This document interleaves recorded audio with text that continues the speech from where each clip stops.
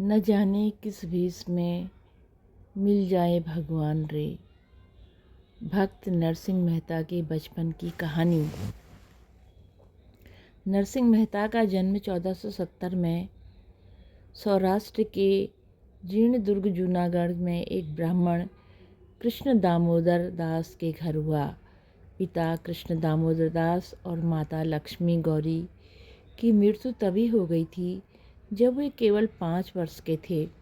माता पिता की मृत्यु के बाद उनका पालन पोषण करने की जिम्मेदारी जूनागढ़ के तत्कालीन शासक राव मांडलिक के यहाँ सेवारत उनके 22 वर्षीय बड़े भाई बंशीधर और दादी जय कुंवरी ने संभाल लिया था।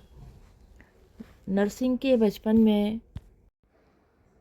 के संबंध में भाई और दादी को चिंता इस बात की थी कि नरसिंह बोल नहीं सकते थे, गूंगे थे। जैसे जैसे नरसिंह की आयु बढ़ रही थी, दादी की चिंता भी बढ़ती जा रही थी। अब उनकी आयु 8 वर्ष हो चुकी थी, लेकिन दादी जय कावेरी को ईश्वर पर दृढ़ विश्वास था कि ईश्वर नरसिंह पर जरूर कृपा करेंगे और वो बोलने लगेगा। इस विश्वास के साथ वो रोज़ मंदिर भी जाती थी। एक दिन फागुन शुक्ल पंचमी के दिन जब जय कुंवरी नरसिंह के साथ सायंकाल हाटकेश्वर महादेव मंदिर दर्शनार्थ पहुंची तो वहां एकत्र लोग झूम झूम के मगन होकर भजन गा रहे थे। दर्शन कर लौटते समय जय कुंवरी का ध्यान एक महात्मा की ओर गया जो मंदिर के एक कोने में रगरा अंबर पर पद्मासन लगाए बैठे थे और वो मुंह से लगातार नारायण नारायण बोल रहे थे।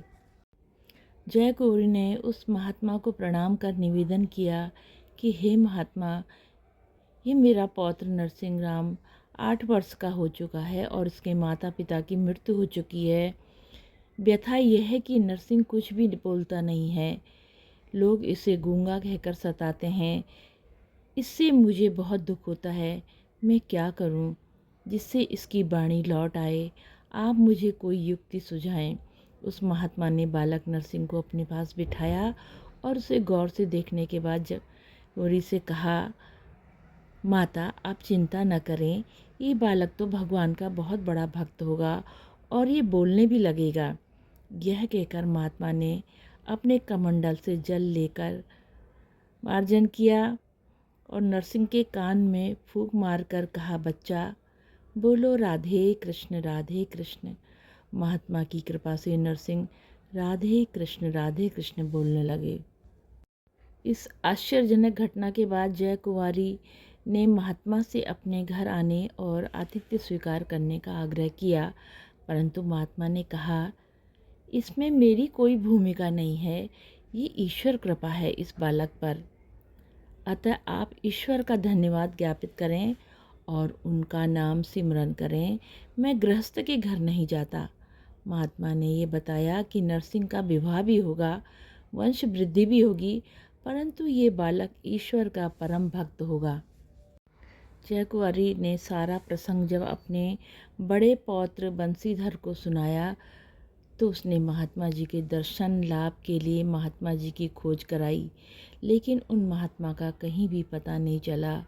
लोगों का मानना है कि नरसिंह को इष्ट मंत्र देने वाले और वाणी का अभय दान देने वाले वो सिद्ध महात्मा और कोई नहीं थे, वे स्वयं भगवान कृष्ण थे।